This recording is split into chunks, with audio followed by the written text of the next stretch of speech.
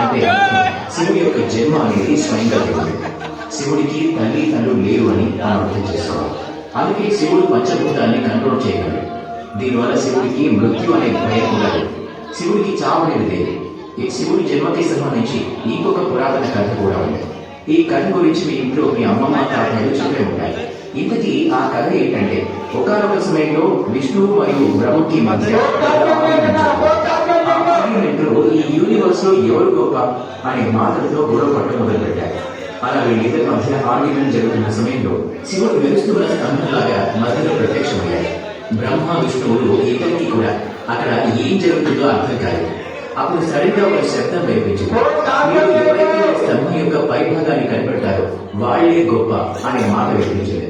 అది విన్న వెంటనే బ్రహ్మ ఒక పక్షిలాగా మారి పైకి గడ్డం మొదలు పెట్టాడు. విష్ణువు వరాహ రూపం దాచి స్తంభం యొక్క చివరి భాగాన్ని వెతకడానికి బయలుదేరాడు. అలా చాలాసేపు వెతికిన తర్వాత బ్రహ్మ విష్ణువులు ఇద్దరికీ కూడా స్తంభం యొక్క చివరి భాగం కనిపించలేదు. చివరికి వీళ్ళిద్దరూ కూడా ఓటమిని అంగీకరించారు. ఆ తర్వాత శివుడు స్తంభ రూపాన్ని త్యజించి అసలైన రూపంలోకి మారిపోయాడు.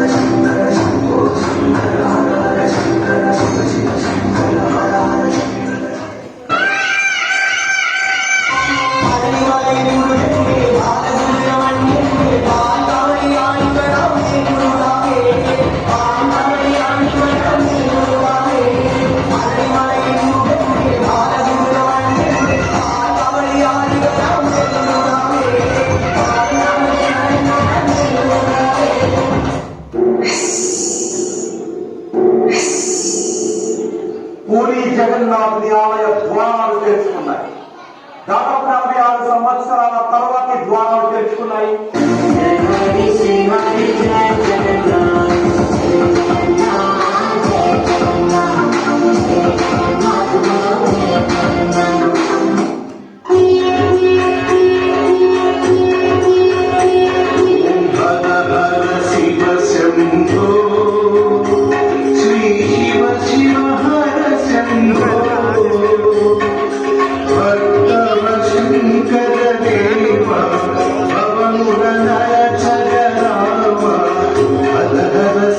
శివ